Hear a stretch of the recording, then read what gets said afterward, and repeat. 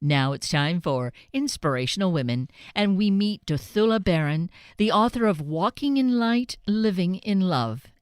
Dothula has worked in community mediation, problem solving, and conflict resolution, and has counseled and coordinated women's support groups.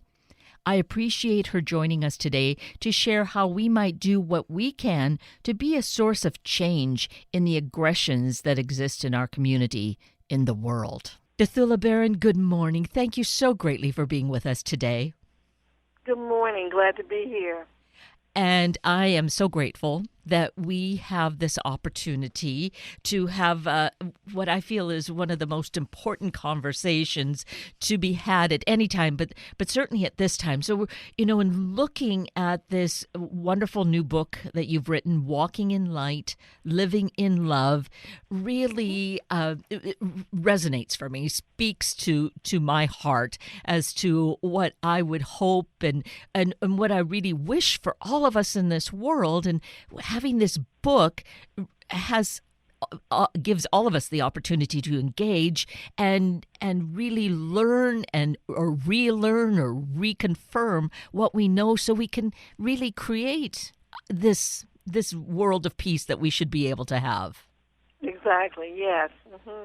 An opportune time for us to have this conversation. Yes. It is. And, when the opportunity first presented itself to me, which was already a couple of weeks ago, at that point when, the focus was like, there is so much crime going on, so much pain and unnecessary death going on. Yes, I shook my head. And then since then, it's like not a day seems to go by, or maybe a couple of days, and another tragedy occurs. And of course, we just had the very painful death of 19 children in a classroom. Exactly. It's heartbreaking. Yes. And then we see it was another kid, really, 18, still a youth, who created all this. What do we do? How can we change the world? How can we change ourselves so that we prevent this happening? Well, and based on my book, I'm really all about the fact that we've got to start from the beginning with teaching our children about peacemaking and love and how to care about each other. I think that starts at very early ages, preschool, if not in daycare centers. And so therefore also the adults in the world our leaders have got to get to that point. I don't know, it's harder to work with adults sometimes than it is to work with children, but our leaders have got to understand that we got to love each other, and it's all about loving other human beings, and that should be first and foremost. I mean, regardless of politics or anything else, our egos, we've got to learn how to love and care about each other. I remember when I was growing up, neighbors were concerned about each other and doing things to take care of each other and look out for each other's yards and homes and children even. But we don't see that much anymore. We don't even know who our neighbors are most of the time. So somehow we've got to start somewhere. We need a movement, if we want to call it that, to help us get to that place again. We do. And the movement could very easily be called Walking in Light, Living in Love. Very easily. That's a good. Right? Mm-hmm. And yes, that's exactly what we're talking about, living in love. How do we do that? And it has to start somewhere. And when I was writing, and I didn't realize it fully until after the book was published, it's like, okay, got to get this message out here. I'm not the only one who's saying it. More recently, I've read that so many places that, it's all about the love. We've got to practice peace. We've got to get back to caring about each other. And, I know that it happens in small steps, on a small scale, and just like that 100-monkey effect, as we begin to practice it in small numbers, it will grow, it will expand, have a ripple effect. And it will take a while, but we don't know. It could happen in a course of a short period of time, but we've got to start someplace. You mentioned the monkey effect, the monkey story, right? I don't know if many or even most people are aware of the story. I heard it really now decades ago, and it brought me great hope. Perhaps you could share that story in the context of our conversation here. Actually, as best I can remember it, there were a few monkeys, and they were practicing certain behaviors. I think it had to do with bananas, if I'm not mistaken. And then before you knew it, monkeys in a completely different location were practicing the same behavior. And it grew and it grew, and so all of them eventually were practicing this behavior, and they weren't even in touch with each other, but it just happened. And things like that happen in the world. I remember as a young person, dances. And, young people love to dance. A lot of older people do, too. But, yeah, and you'd learn a dance here in North Carolina, where I was born and raised, and the people in California were doing the same dances. So things just occurred. We picked them up, and, so many of the beliefs. And one of the things, too, that I believe is that knowledge and wisdom, they might come to one person, somebody else in another part of the world gets the same message. So that's why this is another topic, and we can get to it later. But that's why it's so important for us to get quiet and get still, I think, so that we can hear those inner voices, because I think they're coming from higher places, and we can listen to them, we can put them into action, we can practice them, and before you know it, more and more people are behaving in that same way. Yes. So, and you've touched on it right now in terms of just being aware that there is more to us than just this physical body that we have, to realize that there is more, and to take time to still ourselves and be open to that. Yes.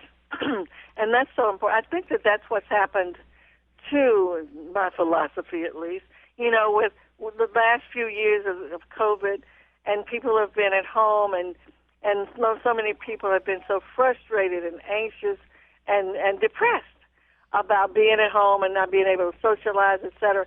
My philosophy on that is this was an opportunity for us to go within ourselves, to really be at peace with ourselves, to learn how to meditate on some level. It doesn't have to be in a formal meditation. You can just be still and quiet, listening to that still small voice within, and being able to behave based on what we're hearing.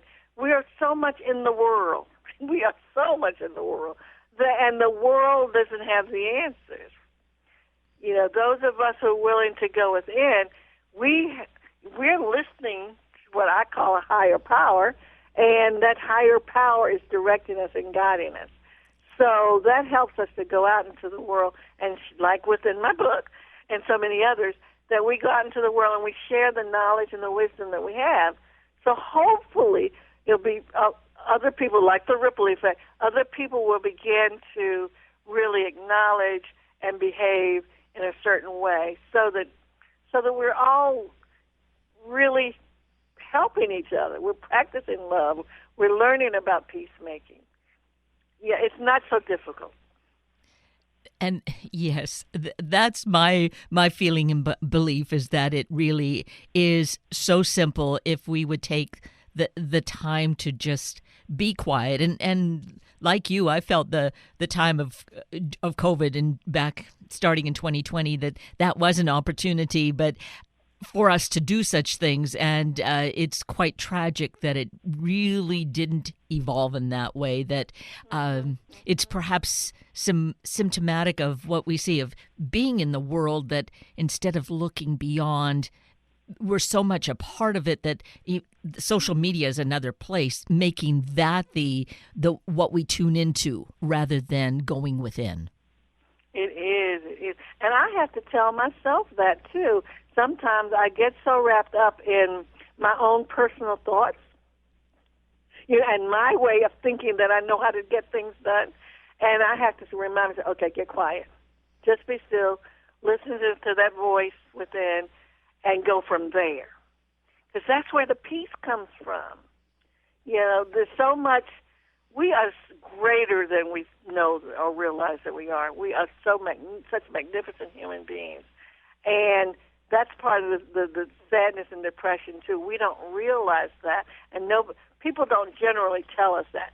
Some parents are aware enough to tell their children.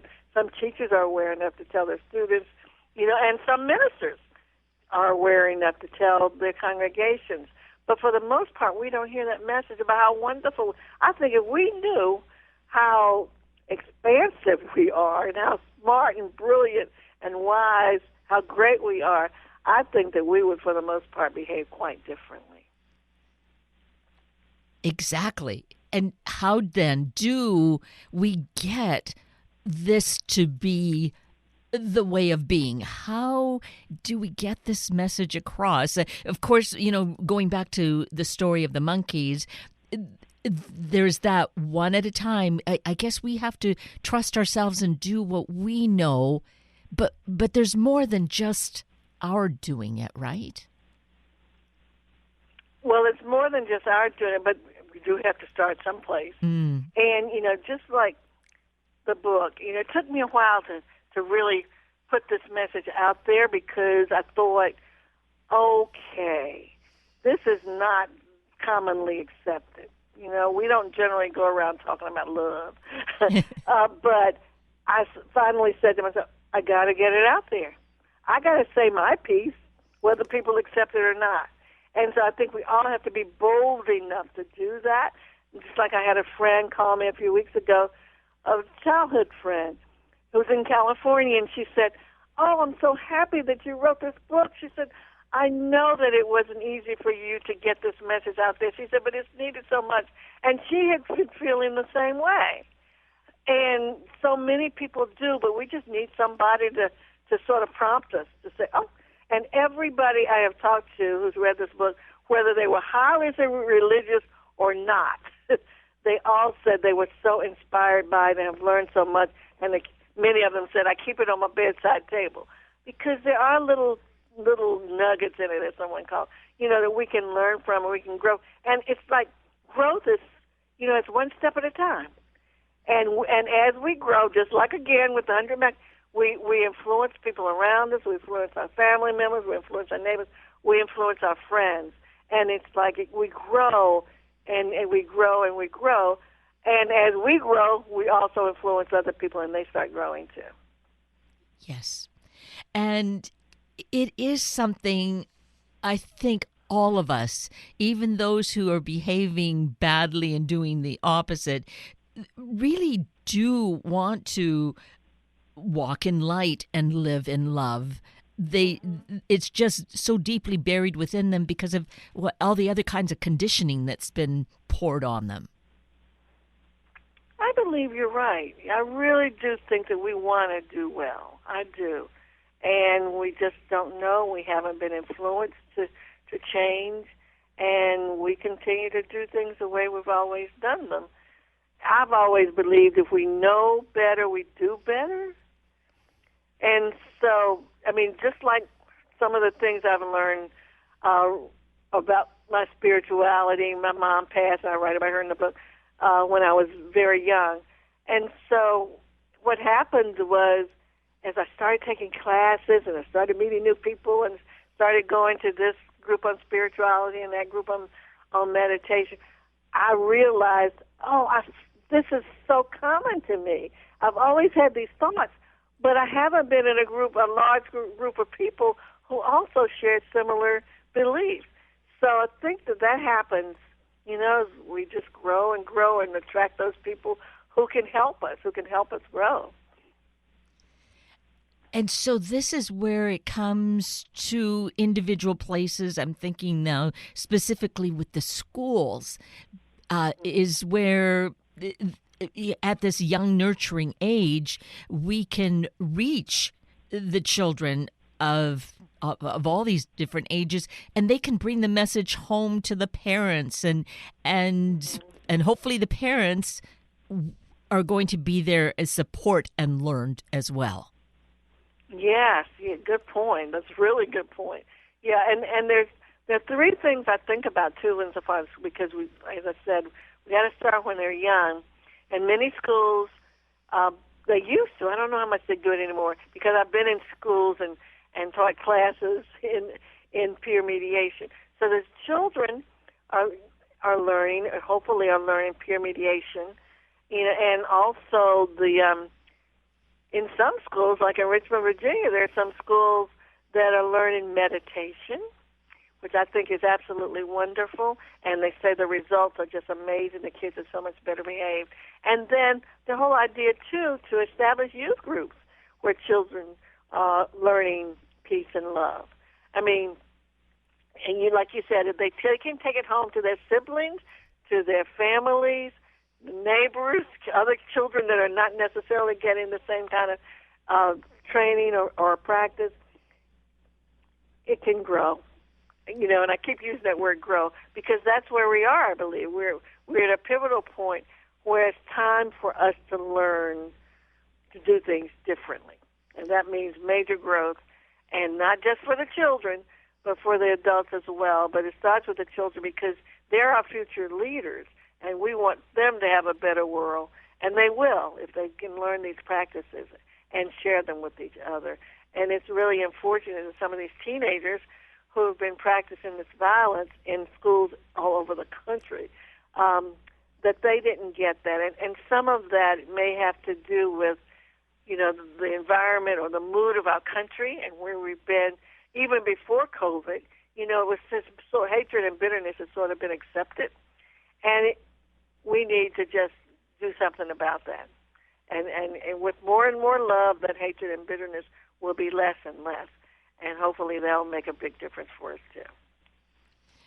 Because it's something like if we look at a scale, I guess, and we see that there's love and that there's this bitterness and hate, it's where do we want the weight of our energy to go? Certainly it is to the side where there is that love and acceptance and nurturing and kindness, and that happens really. It can happen for us at any age, but certainly beginning at a young age, so that's where it really takes root early is the ideal thing. Yes, yeah. I just agree with you. That is ideal. We want that to happen more and more, and for them, and as they get, one of the things I was thinking earlier too is we get science and we get math and reading and writing in our schools, and I think that is so important. But the most important thing at this point, at least, is for people to learn values and for them to learn love is one of those values. How do we respect that? And in some school systems and in some states, that's a policy that they really promote that. But it's got to be done. I think we need more emphasis on that, just more and more emphasis on kindness. And a lot of people take kindness as something to laugh about. People think kindness is a weakness, and when they don't realize what a strength it is. Exactly. Somehow there's that kind of misinformation that gets around, whereas kindness is really like steel in terms of strength, where rather than thinking it's just some flim-flam, wishy-washy thing. Yes, because as we treat other people with kindness, it's so valuable. Just like, when you compliment somebody, that may have been the worst day they ever had. Saying something kind just really builds them up and makes them feel loved and more strengthened so they can go out and be kinder. And those people who are in those same places who are not feeling loved, when we say negative things to them or they don't get that kind of feedback, then they're just going to devolve, if you want to use that word, more and more into being in a sunken place or a place of depression. So, yeah, it's about building people up. And how do we do that when there are so many circumstances of negativity and certainly it feels like it's growing just because of, some of the repercussions after the pandemic, the whole thing with the economy and how people are suffering. How do you see that changing or helping people?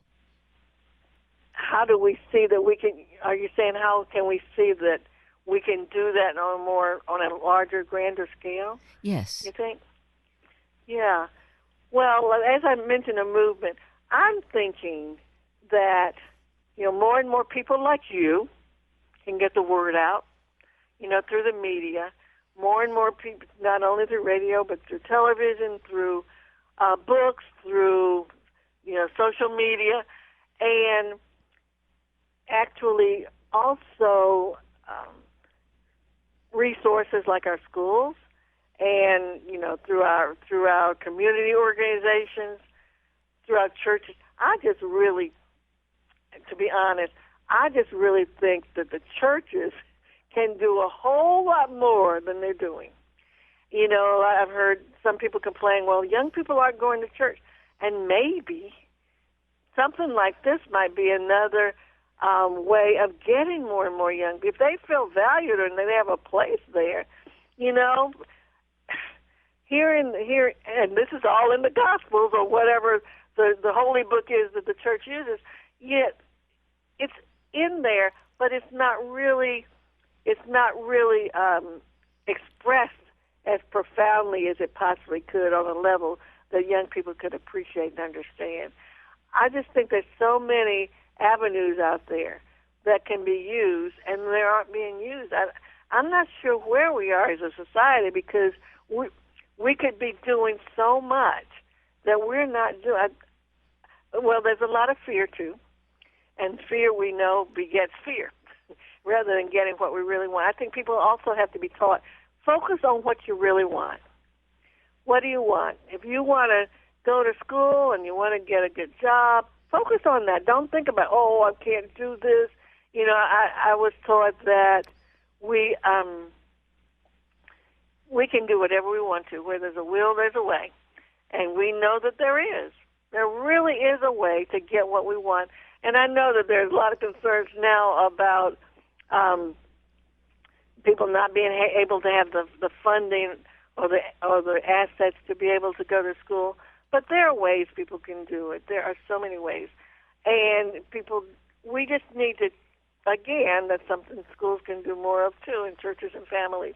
How can we really accelerate a person's belief in themselves and the fact that they can do anything they want, and they can't hold. I hear people saying all the time, well, I can't do this as adults. Say, I can't do this, or I don't know what the answers are.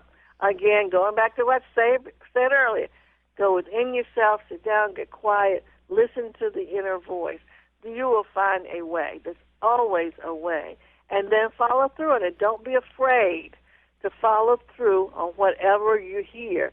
And it may take talking to bunches of folks, like I'm talking to you, you may have to build your own pulpit or whatever. And I don't mean that in a Christian or religious sense. I'm just saying, if it means going to talk to a school superintendent or a city manager or someone in the legislature, whatever it takes, do it. Don't be afraid. We've got to help people. Really key point. We've got to help people get over those fears.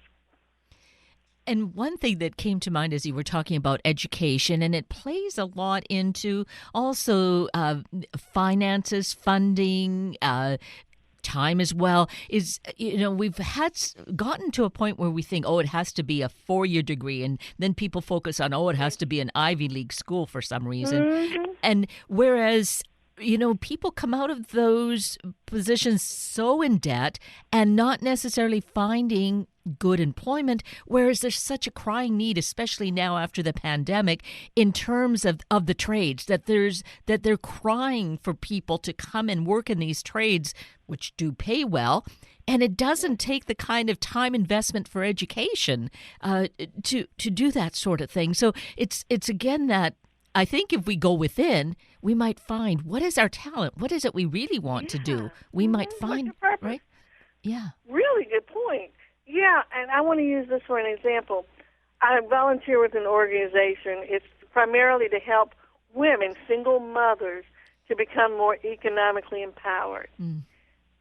And so the women set goals, and they determine what they really want to do with their lives, at least at that point. because we always change our minds sometimes. But so there was one particular woman who, she's a mother, had 6 children, but her goal was to drive a tractor trailer. And so this was in the middle of COVID. She quit her job. She took got her CDL license, got this wonderful job driving a tractor trailer in which she could drive locally. She'd be home with her kids in the evening. She doesn't even have to put gas in her truck or load or unload her truck. Perfect situation. So she's making good money. Truck drivers are in demand right now. And the fact that a female, I know there are other females who do it, but the fact that she had that goal and she wanted to provide the best she could for her kids. So you're right. It didn't take her but a few months to get through the licensing and then get the job. So there are many opportunities like that, and they're needed tremendously. Yes, and to the point of encouraging and supporting women, because there are so many single women. There are single mothers, too many single mothers, who then have this responsibility to look within. And there may be judgments about, oh, you can't be a truck driver. But if that's what her inner core was telling her she wanted to do, she follows that, and the success follows that love. It does, doesn't it? Mm-hmm. Yeah, she really loves it. Amazing to me, because it wouldn't be one of my goals. Right. But I just admire her so much. A young lady with children, raising them all by herself, and she has these goals, and she's following them, and she's a great mother at that. On top of that, I told her she needs to set an example and talk to other women so that they can listen to her and hopefully be motivated by her experiences. Yes. And so also her children are learning volumes from watching how she has navigated this, what she is doing. She is teaching values, of course, and that belief in self, and looking at doing things in perhaps what is a different path than what is thought to be what you should do. Exactly, yeah. And the fact that you can do whatever you really want to do if you believe in yourself enough and you take the steps to do it. Exactly. So we all really need to be doing this to really have the world that we have the potential of. Like you write in your book, that we can create a new world, a space filled with peace and harmony, a place where we all live in love and light. It's I believe that. Right? Yes, we can do it. And if we're not certain about that, your book certainly is filled with good stories and encouragement and awareness that will bring us to that, right? Walking in light. I certainly pray that it does. That's the whole point, to put the message out there and to just fill the space and plant the seed, inspire people to want to do that and to know that it is possible. Yes. Well, I couldn't wish you but the utmost greatest success, because literally, without being fatalistic about this, but literally our lives are in the balance of what decision we make along these lines. You're right.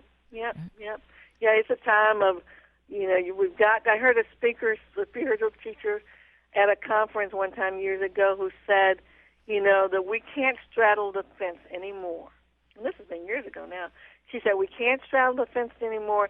We've got to choose one way or the other. And those of us who choose the way of love and peace, it's like those are the ones who are going to carry on the planet. And actually, she was quite inspiring, because her belief was those are people who are not willing to follow that route, then they may not be able to stay here and continue on this planet.